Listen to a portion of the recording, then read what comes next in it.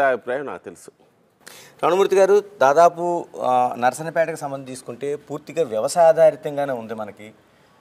అంటే నదులు ఉన్నాయి, మీకు వర్షాధారం ఉంది, అంతా బాగుంది. కానీ మిగతా చదువుకున్న వాళ్ళు ఉన్నత చదువులు చదివితే ఎక్కడికి వెళ్ళాలి? మీ ప్రాంతంలోన అసలు బ్రతుకు తెరువు లేకుండా ఇతర ప్రాంతాలకు వలస వెళ్ళే పరిస్థితి ఎంతకాలం కొనసాగుతుంది?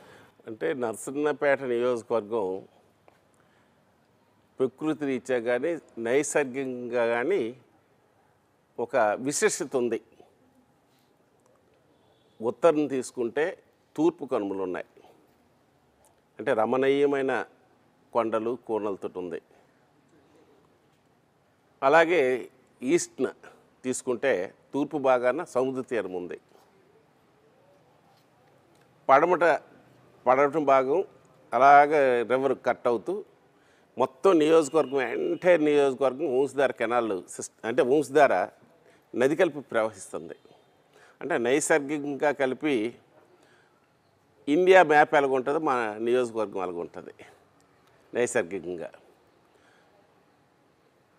ఇక్కడ ఉండే సారవంతమైన పంట పొలాలు ఉన్నాయి, నదులు ఉన్నాయి.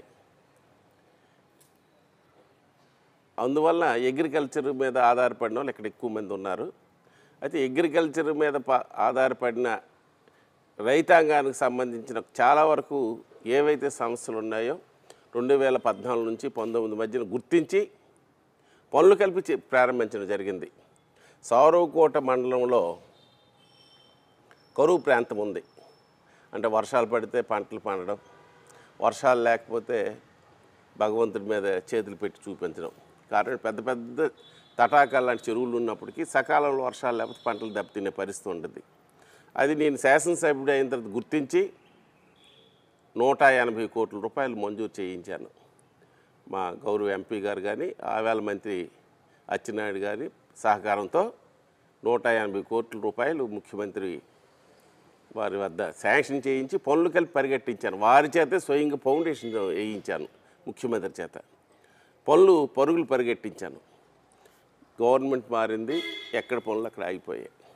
రమణమూర్తి గారు, ఒకటి కాదు రెండు కాదు 1300 కోట్ల రూపాయల పనుల్ని తీసుకొచ్చి వివిధ దశల్లో చేసి ఇప్పుడు 60%, 40% లేకపోతే 70% ఇలా పూర్తయి ఆగిపోతే ఇంకా ప్రజలకి ఏం ఉపయోగం ఉంటుంది అసలు అట్లా? అదే నేను అంటాను. ఇప్పుడు నేను నిధులు తెచ్చాను, నిధులు తెస్తే బొంతు ఎత్తుపోతల పథకం 60%, 64% కంప్లీట్ అయ్యింది, మధ్యలో ఆగిపోయింది. ప్రజానీకం ఇవాళ ఆ డబ్బులన్నీ నీటిలో పోసిన నిధులు అయిపోయాయి. అది పూర్తి చేయాలి. మరి అతను ఏం చేసినట్టు నాకు అర్థం కాలేదు. డిప్యూటీ చీఫ్ మినిస్టర్ చేసినాడు, అది పూర్తి చేసుకోలేడా? అంటే కాదు.